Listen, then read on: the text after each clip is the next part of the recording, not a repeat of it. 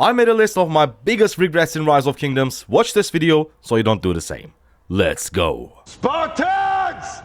What is your profession? Let's start by addressing the elephant in the room, and let me move myself here. It is investing on wrong commanders. When I first started playing Rise of Kingdoms, I invested on commanders like let me show you real quick. 5311 Genghis Khan, like what the f. And the funny thing is, the only reason why I actually invested on Genghis Khan because I think he is the most feared figure in the history. So I want to play with this badass commander. But later on, I realized that this is not how Rise of Kingdoms works. Thank God I stopped at 5-3. I'm home alone. What the f? 3 hours later. Okay, it was just a win. But of course, Genghis Khan was not my only mistake. Edward of Woodstock. Look at that. His first skill is maxed 5-1. Again, thank God I stopped early because unfortunately, even with the museum buffs, they are just not strong, which is unfortunate because both commanders, both Edward of Woodstock, especially Genghis Khan, is in my opinion massive historic figures, and seeing them with that much power is kinda upsetting, but it is what it is. Long story short, don't invest on any legendary commanders just because you like them in real life or you think it's going to be good in short term. Especially if you're a free-to-play or low spenders, you should always think about the long term, and my recommendation is watch tier lists. I do tier list videos, Chiskel does, Omniarch does, I'm pretty sure other creators do that as well. So watch those tier lists and invest your sculptures based on that. Moving on to equipment. Well, again, I planned the short term and I failed. I have a Warhelm of the Hellish Wasteland and I have an armband of the Hellish Wasteland. The only reason is I thought I would be always using my Attila Takeda.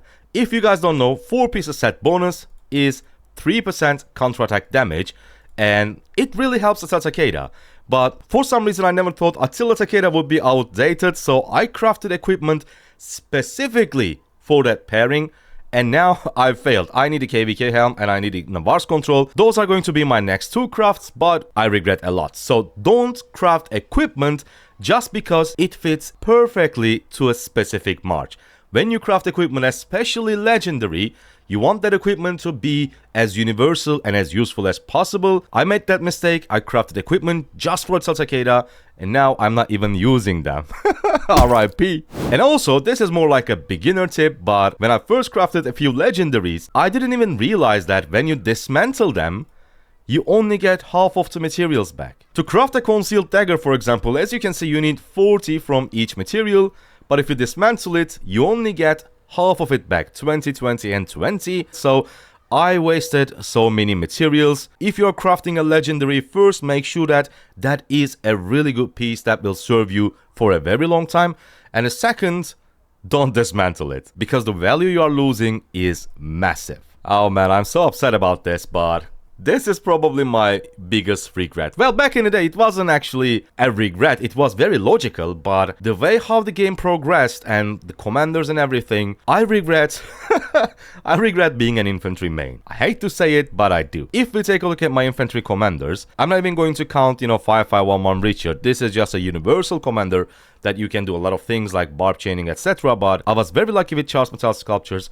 I have an expertise Alexander the Great, Guan Yu expertise, Herald expertise, Scipio expertise. My civilization back in the day was France, so I was actually a heavy infantry main, but I regret it because latest infantry commanders are not on the same level with like Nevsky, Boudica, Zhuge Liang, or even new cavalry Hou Chu-bing. Hopefully this will change pretty soon because I think the next commanders are going to be infantry.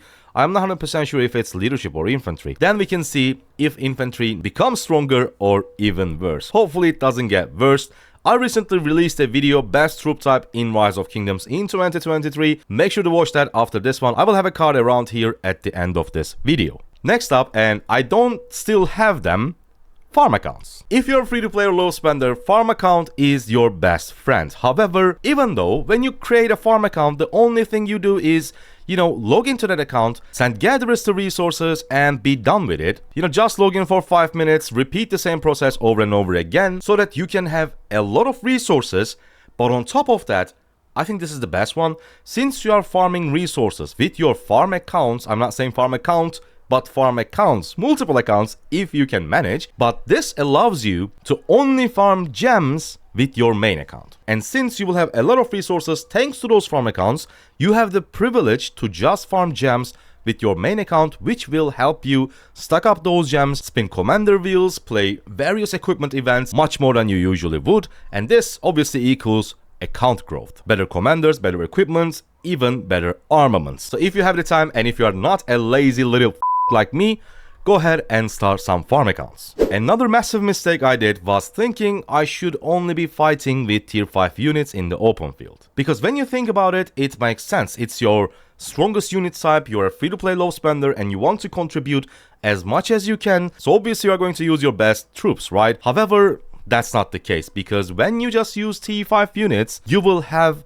massive hospital bills. And most of the time in murder balls, it is not easy to control your commanders perfectly, so you will be out of position a lot of the time, and this means you will end up with bunch of severely wounded T5 units, but you didn't get a lot of kills in return. Instead, my recommendation is mix your tier 4s with tier 5s depending on your resources. For example, when you first started the KVK and let's say the first opponent you are going to fight against is easy, then you can go with full T5 marches to get bunch of kills. When KVK gets tougher, now you are, let's say, facing harder opponents, and in the meantime you're also going out of resources, then in my opinion you should gradually increase the number of tier 4s you're using in your march, and this way you can manage your resources and also be efficient with your kills versus hospital bills. So mix your T5s with T4 in the open field.